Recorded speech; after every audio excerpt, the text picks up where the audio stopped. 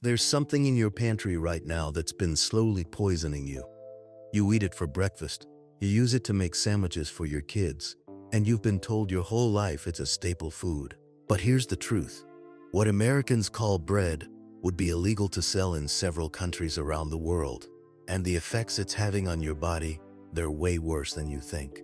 Before we dive into this rabbit hole, if you're ready to uncover the hidden truths about what you're really eating and want to transform your understanding of food and health, hit that subscribe button right now. This is information they don't want going mainstream, and you're not going to want to miss what comes next. So let me paint you a picture. You're feeling tired all the time. Brain fog won't go away. You're bloated, maybe dealing with mysterious inflammation, joint pain, or that nagging injury that just won't heal. Your doctor runs some tests, everything looks normal, and you're told it's just stress. Maybe they suggest cutting out gluten. But what if I told you gluten isn't actually the villain here? What if the real problem is something far more sinister, and it's hiding in plain sight on every grocery store shelf in America? A physical therapist once told someone with chronic neck pain something fascinating. She said that cutting out inflammatory foods would probably have a bigger impact on the pain than any treatment she could provide. Not exercises, not adjustments, diet. Specifically, she told them to eliminate bread and sugar. And you know what? She was right.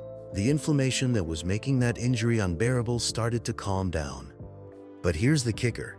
It wasn't about gluten sensitivity or some trendy food allergy. It was about what American bread has become. Think about this for a second. Have you ever traveled to Europe, maybe Italy, France, Greece, or Spain? And have you noticed something weird? You can eat bread there without feeling like absolute garbage afterward. People who swear they're gluten intolerant in America suddenly find themselves eating fresh pasta in Rome or baguettes in Paris with zero problems. 15 years of being gluten-free in North America, and then boom, perfectly fine eating bread overseas. How does that make any sense? The answer is both simple and terrifying. What we call bread in America isn't actually bread. Not in the traditional sense. It's a Frankenstein creation of chemicals, preservatives, and processed ingredients that would make your great-grandmother weep. In fact, parts of Europe won't even classify American bread as food. Let that sink in. The stuff we feed our children every single day isn't considered food by other developed nations. Let's go back about 200 years. That's when we started really messing with wheat. See, flour has this annoying problem. It goes bad. The bran and germ, which contain all the fiber and nutrients, they spoil. So brilliant minds in the food industry decided to strip all that out. Just remove the good stuff entirely. This made flour shelf-stable, which was great for profits. But nutritionally, it was dead. You were basically eating edible cardboard. But wait, it gets worse.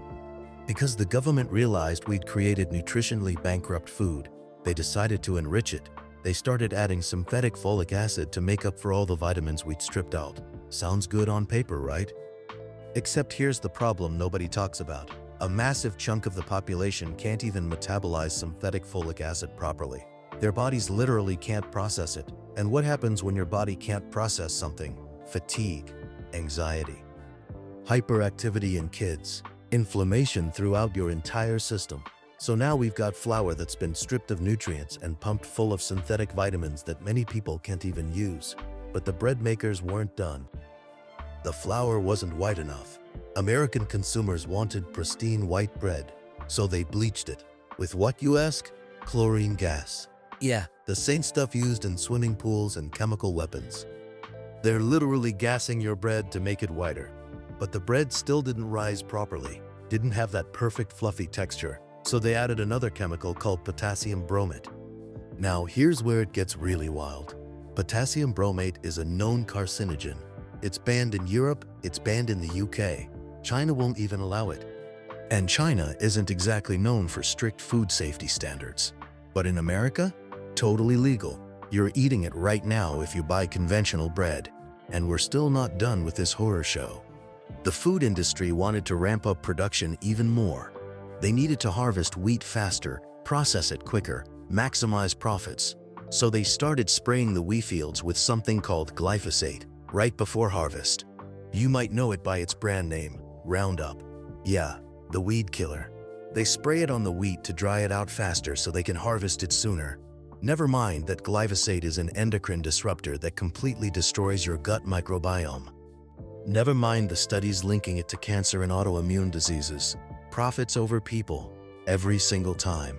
So let's recap what you're actually eating when you buy a loaf of conventional American bread. You've got wheat that's been genetically modified and sprayed with weed killer. It's been stripped of all its natural nutrients, bleached with chlorine gas, pumped full of synthetic vitamins your body can't process, and leavened with banned carcinogens. This isn't bread. This is a chemistry experiment masquerading as food.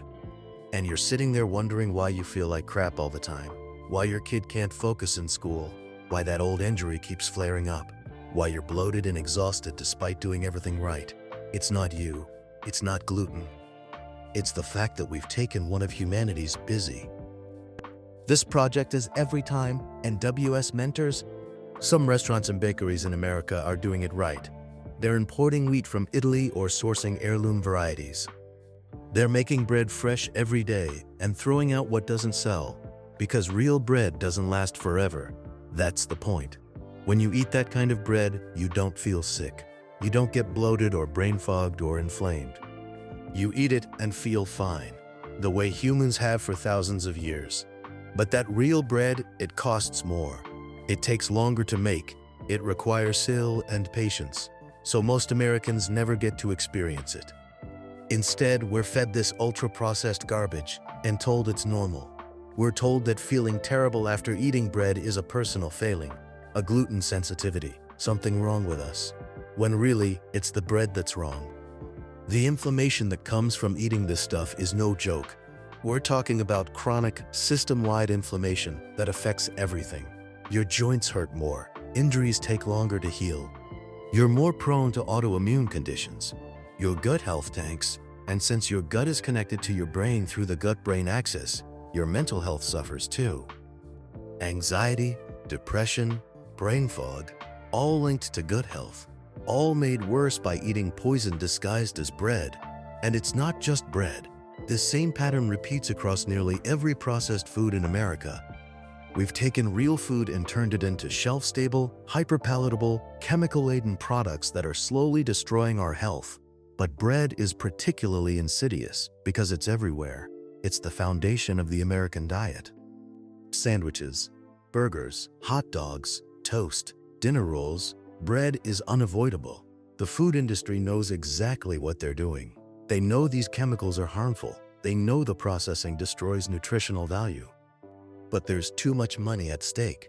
Changing the system would mean lower profits, higher costs, shorter shelf life. So instead, they lobby the government. They fund studies that muddy the waters, and they keep churning out this garbage while we get sicker and sicker.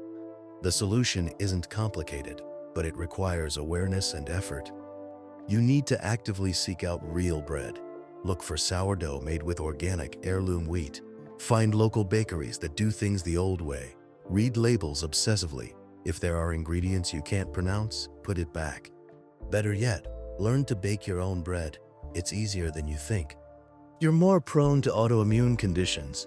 Your gut health tanks, and since your gut is connected to your brain through the gut-brain axis, your mental health suffers too. Anxiety, depression, brain fog, all linked to gut indexes. And it's not just bread. This same pattern repeats across nearly every processed food in America. We've taken real food and turned it into shelf-stable, hyper-palatable, chemical-laden products that are slowly destroying our health. But bread is particularly insidious because it's everywhere. It's the foundation of the American diet. Sandwiches, burgers, hot dogs, toast, dinner rolls, bread is unavoidable. The food industry knows exactly what they're doing. They know these chemicals are harmful. They know the processing destroys nutritional value. But there's too much money at stake. Changing the system would mean lower profits, higher costs, shorter shelf life. So instead, they lobby the government. They fund studies that muddy the waters, and they keep churning out this garbage while we get sicker and sicker. The solution isn't complicated, but it requires awareness and effort. You need to actively seek out real bread. Look for sourdough made with organic, heirloom wheat. Find local bakeries that do things the old way.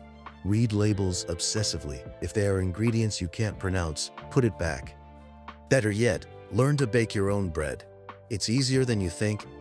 And once you taste real bread made with real ingredients, you'll never want to go back.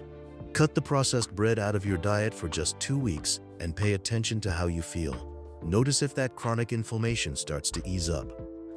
See if your energy improves, if the brain fog lifts, if you just feel better overall. Most people who try this are shocked at the difference. They didn't realize how bad they felt until they stopped poisoning themselves.